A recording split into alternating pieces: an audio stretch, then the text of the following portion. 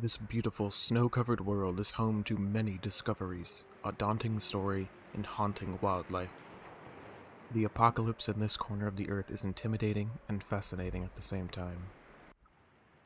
The power is completely out, there's not a soul to see around, and the only thing you hear besides the occasional howl is the wind, and yet it's oddly peaceful. I've grown up playing sandbox and survival games. I enjoy an experience with a beautiful world, the ability to make my own home inside of it, with many areas to explore and interact with.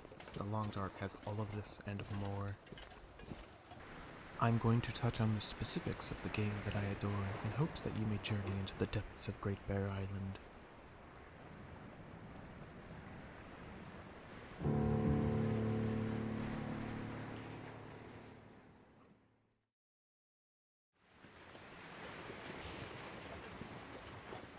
Now, The Long Dark is a slower game, with many flashes of high-intensity action sprinkled in between. You often find yourself pondering over the resources you have, and what to bring with you on your next journey. How much food do I bring?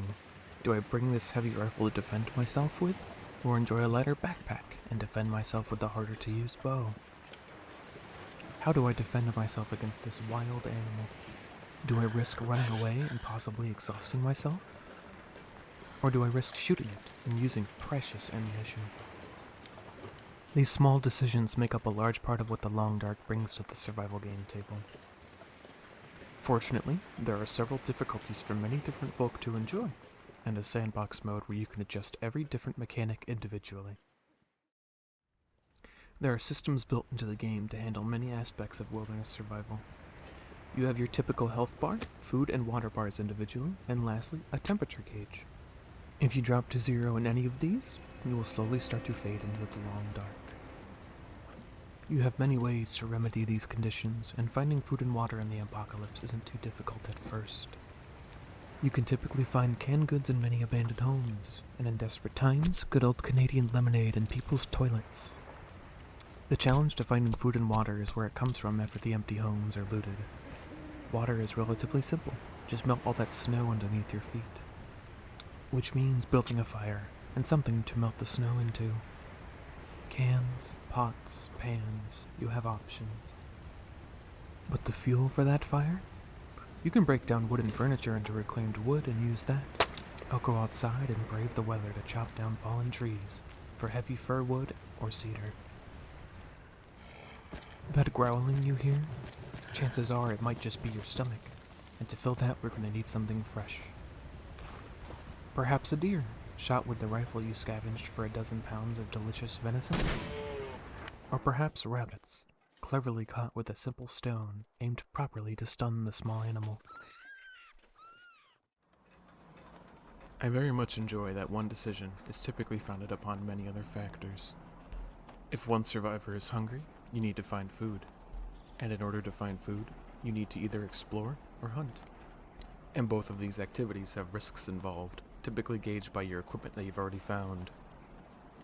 Bearing the cold forest looking for food means you've probably found or scavenged a firearm, or a bow to hunt big game, and perhaps some nice warm clothing to keep yourself from freezing. Sometimes you're put into situations where you have no choice but to make the perilous journey just to find that last drop of water while you are dying of dehydration. I find that exhilarating.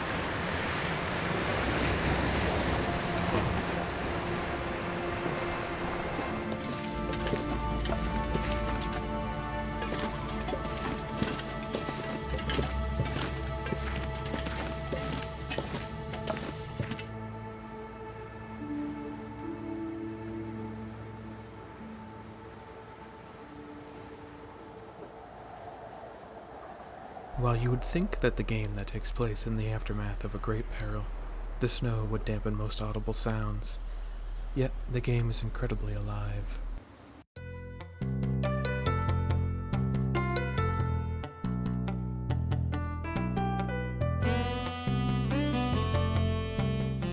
Okay, thanks, bye!